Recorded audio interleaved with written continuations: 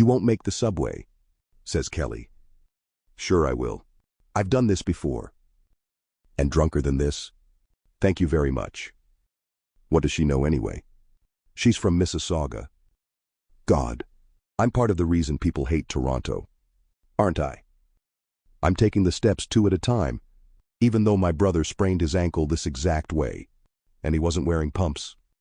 I never stay out this late, but spring gets me every year. Feels like something might happen after a long, slushy winter. Crisscrossing the DVP 5 days a week. I might be the only dumbass who pays top dollar to live right on Pape at Danforth, only to work outside the city. So it's nice, nights like this. Once in a while with Kelly. 1 too many vodka sodas. 1 too few BFF chats where we validate the shit out of each other on a curb outside a shawarma place, howling at the moon. Or at least the condo scaffolding blocking the moon. It's good to come up for a gulp of air. Believe for a minute that we'll figure it all out one day. That everything will be fine. I hear the tinny squeal of brakes as the train pulls into the station below. 1 more flight of stairs to go. But Ossington isn't that deep. I'll make it. I better. Or it's the Blue Line bus. Cue horrified shudder. It's impossible to get a seat on that rolling shit show. And I'm headed far enough east that my plantar fasciitis has a say. Not to mention it's a long time to avoid eye contact with muttering weirdos and their roaming, hopeful eyes while undergrads complain about how hopeless dating has become. Sorry. Kids. It doesn't get better. I fling myself across the platform as the chimes cycle down from perfect 5th to major 3rd to root. The doors try to take a bite out of my purse, but I make it. I check out the subway car. Nervous. Normally I would watch the train as it pulled in and change cars if I saw someone sketchy inside. I mean, it is almost 2 a.m. This is when the bad stuff happens. I dab sweat from under my glasses and grin at a welcome discovery. I have the car all to myself. Oh hell yes. Miracle of miracles on the TTC. Praise be to the Holy Ghost of Joseph Bloor. I tuck myself into a seat at the far corner, and fatigue drops down like a quilt. I soak up the emptiness of the train car for a few seconds. Then my phone has me. The train slows at Christie, and I silently will the platform to be empty.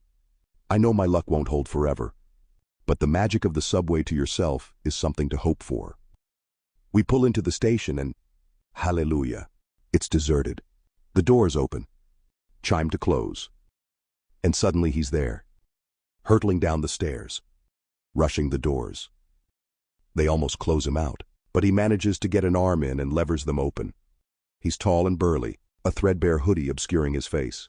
Caucasian, bad posture, sweaty. He coughs without covering his mouth, then drops heavily into a seat at the far end of the car. He takes rapid, shallow breaths, his head bowed. I don't think he's noticed me. I slump lower in my seat as we pull away. He picks at something on the back of his hand. I shouldn't stare. But, shit. Oh shit. He twitches and looks directly at me, as if sensing my gaze. I avoid eye contact and study my lap. Standard procedure for a woman with the misfortune of drawing a man's attention at night. He's still staring. I can feel it. I sneak a look, and he's mouthing something to me, beckoning with his hand. I shake my head. No. He's getting to his feet. Coming over. I glance up at the emergency yellow strip. What is the criteria? Exactly. For that $500 misuse fine? Would they knock a few bucks off if I was wrong? But they saw this guy and put themselves in my shoes? Funny that in my perfect world it's not even a possibility that men don't attack women. Just that men get less upset when women are scared of them. He sits down across from me, elbows on his knees, leaning forward. I said it's so late, he says. I nod. He clears his throat with an elastic gurgle, swallowing the result. You shouldn't be here this late. It's not safe. It's okay, I say. My boyfriend is waiting up for me. He doesn't react to the hint. Some bad stuff goes on in these tunnels, he continues, as if I never spoke. You're right, I say. They like it when you tell them they're right. No, you don't get it, he says. He gnaws on his thumbnail like a rabbit, then sucks the quick when he draws blood. My thoughts return to the yellow strip. But what's that going to do? Other than piss him off? It's not like a constable's hiding behind a seat, waiting to pop out. So it's plan B, the pepper spray in my purse, which may or may not be expired. I think about the best way to do this. He's pretty close. Could I get the safety off in time if he lunged? Does it even have a safety? It's got to... They all have safeties. He's picking at a scab on his face now. The dead skin peels away, but it doesn't bleed underneath. Just a shiny dime-sized dot where the pus is starting to gather. You don't know what they're doing down here, he says. My hand is inside the purse now, searching by feel. They get us alone, he says. Subway late at night is perfect. My fingers identify the cold cylinder of the pepper spray. Who is they? I ask. Not who. What? He says. I don't understand. The man sighs, as if gathering his faculties. Then it all comes out in a whoosh. My buddy Kevin heard about them like 10 years ago. Was some shit in New York. You know how they have rats. Sure. And I think when they came, or maybe they didn't come, maybe they were always here. The rats. He thumps his fist against the glass window in frustration, and I clutch the pepper spray tighter. No. God damn it. Them. They were in New York. And they took over the rats. And they're coming to get us now. He just stares at me, waiting for a response. Right. I heard about that. I say, offering my most maximum placating tone. The rats biting people in New York. No. No, he hisses, leaning in too close and glancing around like someone will hear us. They use the rats to move around. It's us they want. He opens his mouth and taps his tongue with 2 fingers. They get in here. They burrow in and they ride us like we ride this train. You get it. I'm not sure And if you look close, you can tell who they got already. They smile all the time. They talk sweet. Like a mom to a kid. They tell you everything's okay, everything's fine. He shakes his head, his knee bouncing. But it's not fine. He puts his head in his hands. For a moment he looks like a little boy, devastated that his father forgot to pick him up from school. Nobody believes me, he mutters into his palms. I relax my grip on the pepper spray. Poor guy's probably schizophrenic. And here I am about to assault him. The train starts to slow. Whether or not he deserves my pity, it's time to get off at the next stop and spring for an Uber. I get to my feet. That's really weird. Thanks for telling me. He grabs my wrist. You can't go out there right now. They'll get you alone. I try to pull away, but his cold fingers are strong and he's got a good grip. Squeezing tighter now. God, he could crush my wrist if he wanted. I try the voice they taught me in self-defense class. Loud. Business. Let go. Now. I'm trying to help you. Stupid, he growls, pulling me toward him. The free hand digs in my purse. Safety switch. Click. And it's out. And I'm hosing the creep down. The liquid sprays out thick like silly string. Orange and fizzy. I nail him right between the eyes and blink back tears as the mist irritates mine. He lets go of my wrist and howls, clutching at his face. You bitch, he moans. Oh, you bitch. I hurry to the door, ready to make a break for it as we slow toward the station. I look back. He's still doubled over. I'll make it. Then the lights go out. The train rolls to a heavy stop, somewhere in the tunnel. For a moment, all is darkness. His soft, blubbery curses echo in the still of the subway car. How could you do that? Says his voice from the void. The emergency lights come on. It's faint, but I can see him hunched over, pressing his face to a seat, dragging it across the maroon fabric of the backrest. The PA system startles me. Attention TTC customers, there is a problem at track level. We are asking that you make your way to the front of the train. I head for the sliding door to the next car, but he's on his feet, ruddy-faced and squinting. It's hard to ignore how big he is, a human wall between me and safety. He takes a step forward, but stops as I brandish the pepper spray like a talisman. You don't get it, he says, tears streaming down his face. This is them. This is how they do it. They cut the power. They take the driver. And he lures the rest of us. You heard him. He said everything is fine. That's what they say. I shake my head. He didn't say that. This gives the man pause. Then he says, maybe they didn't get him yet. I sigh. Look, I appreciate that you are scared. So am I. But he lunges forward, knocking the spray out of my hand. Pulls me into a bear hug. I manage to stomp on his foot with my heel. But he just grunts, pinning my arms. He smells like sauerkraut that's been in the sun. He manhandles me into a seat and holds me there, his face pressed between my shoulders. I couldn't save Kevin, he blubbers. He would talk about them, what they were doing down here. Said the government was in on it. They get everyone, one by one. I can talk to you if you let go of me, I say. And he does. He even backs away a seat to give me some space. God, I hate that I feel even a little bit sorry for this broken man. Kevin died, I asked softly. No, he's still around. He's just not Kevin anymore. Went to rehab, got a place uptown. He's got a fucking 9 to 5. They got him. It sounds like he just got clean. I say, he sounds fine. That's what he always says. Everything's fine. But it's not. He can't see things anymore.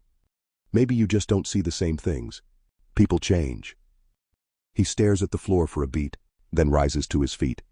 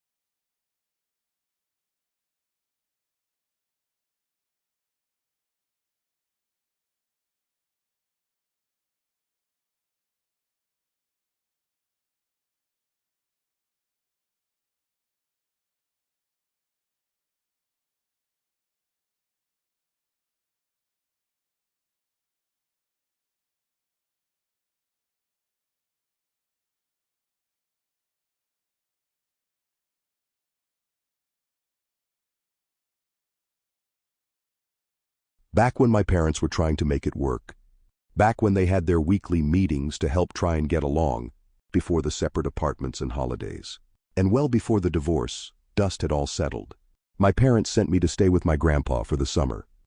He was a quiet man, my grandpa, and this kept me from being closer to him than I ought to have, especially since I was his only grandson. So, when I discovered I'd have to spend an extended stretch of summer with him, I was less than thrilled. Everything distills down to a single week in July. That week we were spending a lot of time in cemeteries all across northwestern Arkansas and parts of Missouri, taking winding roads through the back corners of the Ozark Mountains. At the time, with my 12-year-old frame of reference, I thought maybe we were doing this because Grandpa was close to the grave himself. Grandma had died a couple years earlier after all. But looking back and doing the math, that couldn't have been it. He had quite a ways to go. Still, what we were doing was chasing ghosts, more or less. Remnants of ancestors. We'd pull into a graveyard in the middle of nowhere, markers 100 years old, and he'd pull out his little notebook, thumb through the pages. Then he'd step out and with his hands on his hips give the plot of land a good look-see. Really survey the place. "That's not it," he'd mutter to himself, then get his bearings again. We would crisscross the rows of graves until he found the desired headstone. Then, he'd pull out a piece of butcher paper and a disc of black rubbing wax. Using these tools, he'd make a rubbing of the grave, the imperfections and engravings etched onto the paper. This whole journey wasn't exactly my idea of a good time. I yearned for my usual summer routine of sleepovers, swimming pools, bicycles, fireworks, and movies with friends. But I tried to be on my best behavior and act gracious, even though I was quietly going insane with boredom. After stopping at a couple more nondescript cemeteries, we found ourselves at the end of the day. We headed back east, the blue evening and the twilight haze and the disappearing sun at our backs. Gonna find us a place to stop off for the night. It would be our 5th overnight of the trip. I had lucked out once, and only once, when we found a place with a swimming pool. But it was near the interstate. That perk seemed unlikely out here in the country, running through small towns on 2-lane highways. We pulled up to a joint called the Huckleberry Inn, a park-by-the-door motel with a couple strips of single-story rooms all in a row. It looked plenty vacant. I waited in the car while Grandpa went to the front office and paid for a room. He returned to the car with a keychain, and we crept around to our room, unloaded our luggage. I belly flopped onto the bed. The stiff comforter felt like dead skin, and the mattress was lumpy. I found the remote to the TV and flicked through some channels. I wanted to watch MTV or Nickelodeon or something, but I felt too self-conscious to watch something like that with my grandpa here. Instead, I left it on an episode of Bonanza while I took a comic book to the bathroom for a bit. After I finished, I wandered off outside to find my grandpa. He was just standing in the parking lot, staring out into the dark and smoking a cigarette. He heard me come up behind him, turned to me. "You get the ice." "Not yet," I said. It had become a ritual. No matter where we stopped on this trip, there was always a bucket of ice that we filled from the motel ice machines. It didn't matter if neither of us opened the individually wrapped plastic cups and helped us to a glass of tap water on the rocks. It didn't matter if we just had dinner and weren't thirsty. No matter the situation, we had to fill the little plastic tub full of ice and leave it on the plastic tray atop the dresser until morning came, until it was nothing but a flimsy bag of cold water. I headed to where the ice and vending machines were, in a little alcove between the rooms and the motel office. The Pepsi machine gave off an ethereal glow. I pressed all the buttons and checked the change slot. Such habits could yield treasures like a free soda or 50 cents. But I came up empty that night. The ice machine whirred and groaned as I tried to get it to dispense. I bumped it with my shoulder, looked up into the little dispenser hole, even snaked my hand up there to see if I could feel the cold. Nothing. I shrugged and went back to the room with an empty bucket. Grandpa was lying on his back with his shoes off, twitching his toes through his socks. His eyes were half closed. I set the empty ice bucket down. "Get her filled up?" he asked. "Nah." Machine was busted. He Saturday up with a start. "What? So, there's no ice. Was there another machine?" He swung his legs off the bed and started lacing up his boots. "I don't think so. I didn't see what the big deal was. I'd never seen him rise above his emotionally flat baseline, and here he was getting worried about ice. "See Monday. Let's go see," he said. We did a perimeter sweep of the property. Just a boy and his grandpa and a plastic bucket. His pace quickened the further we went. You wouldn't say his behavior was frantic if you saw him, but knowing him, that was the word that came to mind. His version of frantic was anybody else's calm mood. At the front office, we rang the service bell, rousing the owner from some back room. The overhead lights glinted off of her glasses as she greeted us with sleepy eyes and a tired smile. "Excuse me, y'all's ice machine's broke. You got another somewhere?" "No, I'm sorry. Supposed to have a repairman look at it next week, but I guess that don't help you now." There was a sympathetic smile. Fake. "You got anything in the back?" Grandpa asked, looking over her shoulder. "No. Unfortunately," she said with a little frown that tried to cover up the fact that she couldn't care less whether we had ice tonight. "They're a convenience store around here." Grandpa's mouth got smaller by a few millimeters. "Up the road. But oh wait. What time is it?" "Nah. They're closed. I'm really sorry to inconvenience you folks like this." Grandpa made a little clicking noise. "We're gonna head out. Any way we can get a refund?" "On account of the ice machine. Geez, you fellas must really like ice. I don't know if I can do that. Did y'all step foot in the room? Lie on the beds. It's not like there's a sign out front that says ice guaranteed. Look, we didn't even—" "Whatever, forget it. Keep it. Commande Daniel," he said halfway out the door. I could only glance back at the front desk lady's perplexed face. Grandpa was already halfway across the parking lot, marching with purpose. "Here you go," I said, handing the front desk lady the plastic ice bucket. "Look, you guys ever come back through? I promise we'll have it fixed. We've been trying to get the guy in here for weeks." I only shrugged and jogged after Grandpa. "Get your bag. We got to get out of here.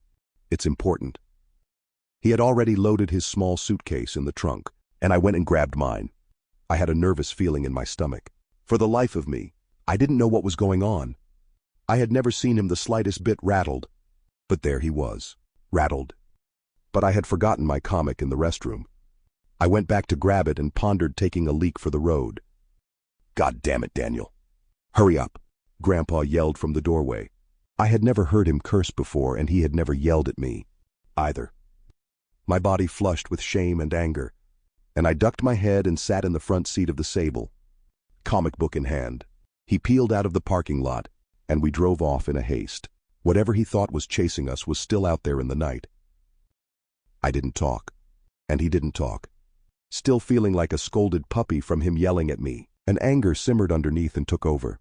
My wounded pride took precedence over the burning questions I had. Primarily, just what in the hell was going on? There was close to an hour of driving, the forest around us frightening and imposing in the dark, like it was something that wasn't meant to be traversed at this hour. It triggered a primal fear. The fear was this: there were things out here that could kill you. Things that could drag you kicking and screaming out into the dark, never to be heard from again. Things that we had largely taken dominion over with guns and fire and electricity and extinction. But the fear remained. We chanced upon a state rest stop. It was a mere pull-off parallel to the highway with a couple of 55-gallon drums and a picnic table or two. Grandpa pulled over. "This'll do just fine," he said. "What are we doing?" I asked. "Pulling off for the night. You can sleep in the back seat. Could bundle up a towel for a pillow. I've got a blanket in the trunk." "But why? What was wrong with the motel?" "They didn't have any ice," he said, as if it was the most obvious thing in the world. He yawned like a cartoon character, stretched his arms as far as he could. "Look, lil buddy, we better hit the hay while we can. Got a lot more miles to cover tomorrow.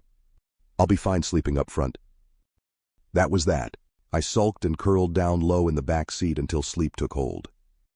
I awoke to birdsong in the morning, shafts of sunlight shining through the trees. My jeans were balled upon the floor, and for a moment I thought I had pissed myself.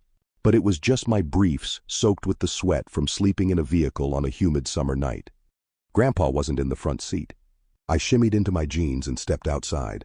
He was sitting on one of the picnic tables. "Morning," Sunshine, Grandpa said, acting like I had just emerged in the kitchen on a Sunday morning while he manned the waffle maker, ignoring the fact we were on the side of the road after fleeing into the night. Still half asleep, I grumbled a response. The surroundings and circumstance disoriented me. Reckon we better head on down the road a bit and find us a bite to eat, he asked. I guess, I said. Look, why did we sleep on the side of the road? What was all of that about? With leaving the motel. My neck hurts from sleeping in the back. He sighed. It's a long story. Son, I don't really want to get into it right now. We'll just make sure that every hotel has an ice machine from here on out, okay? No more sleeping on the side of the roads. I'll tell you someday when you're older. And he did tell me when I was older, but not until I was much older. Not until that night we fled. The motel was a distant memory. Not until he had passed away. I wasn't close to him when I was forced to take upon that venture, that quest across the southeastern United States, where we scoured graveyards for proof of lives once lived. Links in the chain. Yet that trip brought us closer together. And we would grow even closer still, him becoming a father figure. After the divorce, my mom would move us out to his town 3 hours away, where I would stay until I graduated high school. I made it to my 30s before he got sick. As a smoker that hadn't quit until later in life, he had a pretty good run before something related to that got to him. In his case, it was lung cancer. They thought they had caught it early enough that they liked his chances if he did chemo. He was in his 70s and still seemed as full of life as ever, like he could get a decade or more if he beat it. However, he was reluctant to start the treatment. I'm only doing this because your mom wants me to fight it or whatever. I'd just take my chances if it was up to me. I feel about done. Like I'm ready to go see your grandma, he told me. I was married and out of state at this point, making trips home when I could because I was worried the end could be near and you never really know. The treatment for his cancer had been a series of forward steps and backward slides, all amounting to little more than tires spinning in the mud. It was near the end of his life when I received an email from him. This came as a surprise as he seldom sent emails. He'd always been resistant to newfangled technology, finally acquiescing to us purchasing him a tablet with a keyboard. I'm lucky I received his email when I did. By the time I finished it, I told my work there was an emergency, hopped in my car, and urgently drove back to my grandfather's hometown. Daniel, I guess I've got to get this out somehow. And you're the only one that would really understand. You may remember that summer trip we took back when your folks were having problems, back before they split up. Remember that night we slept in the car because the motel ice machine was broken? I remember that trip clearly. Most days I was still sad and angry over your grandmother being gone. I didn't do much of the things I used to. I didn't go to church or fish or go to breakfast on the weekends. I'd just work and come home and sit around that empty house. So it was good for you to come out on that trip with me. Got me out of a funk, I suppose. I know I ain't the most outgoing sort of fella. Never been one to show how I feel very much. But I was glad you were there. Now what I'm about to tell you, I would have never taken you along if I didn't think it would be safe. It had been years, decades even, since these events took place. Your grandma and I had traveled tons of times after, and as long as I did what I was supposed to, I was fine. It had been a few years since we had gotten back from the war, and we had settled into our lives back home. College was never in the works for me, so my GI Bill was never used. I hadn't proposed to your grandmother yet. But we were in the courtship phase. Shane Albright had served over there with me. He came to tell me about some work with the U.S. Forest Service. Said there were hiring preferences for veterans on account of it being a government job and all. So we both signed on and got jobs with the Fire Watch. They had us working near our hometown at first. But soon they shuffled us around, doing month-long stints at sites across state lines. These out-of-town gigs paid a little more. We'd ride out together in Shane's Studebaker Champion, where we would arrive at the site and be stationed at separate towers, staring out across the rolling forests as we looked for fires. Then we were off for 2 weeks before we'd go back and do it again. It was solitary work. I sometimes wonder if working that job made me quieter than I already was. I got in the habit of journaling, writing letters to the gal that would become your grandma, little love poems she kept in an envelope. They are buried under the earth with her. Sometimes it would take us a 2-day drive out to these towers. We'd end up staying overnight somewhere along the way. Other times we'd get off on that Sunday and drive all the way through, taking shifts behind the wheel, collapsing back at home in piles of pure exhaustion with little memory of how we got there. It was on one of these overnights when we heard it. The broadcast. I was driving and the AM radio was going when suddenly a lady with the voice of an angel sang, "Anchors Aweigh." Shane was half asleep in the passenger seat but started singing along to it. There was a burst of static and the sounds of explosions, the howl of klaxons and the shots of an AK gun and someone whistling happily through it all. Then there was a masculine voice, a cheerful voice. He introduced himself as Buck Hensley and started rambling about the pilot of the Enola, Gay, and how he never lost a wink of sleep even after what he'd done. Vaporized all those men, women, and children, and babies of Hiroshima. Said that maybe nuking a city worked better than a nightcap or a glass of warm milk as far as a sleep remedy. He said that he found the whole thing hilarious and pitiful from the outside looking in, especially knowing what he knew now. Now, at this point, Shane was sitting straight up in his seat. We were both enraptured by what we were hearing. The man on the radio then presented us with something he called the rules of the road. The rule was this: if we were to stop at a motel or hotel at any point during our journey, then we were to request ice for our room from the innkeepers. He said there might even be an ice machine on the premises, that they would one day be all the rage at lodgings in the future. And he was right. But that's beside the point. It would be clear that there was something uncanny about the guy on the radio well before his prediction came true. The consequences of not following this rule seemed vague. He said something about a visitor in the night that would give us cold feet. The man on the radio, Buck Hensley. He bid us a fond farewell and safe travels, and just like that, the radio went back to normal. To cut to the chase, we were on the road once again, driving out to a job.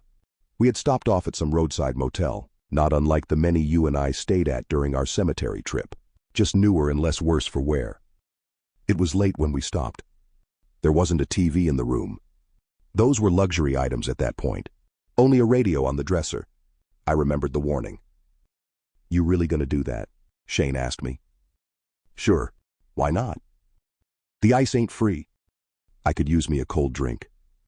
They gave me a small ice bucket at the motel office. It cost 5 cents.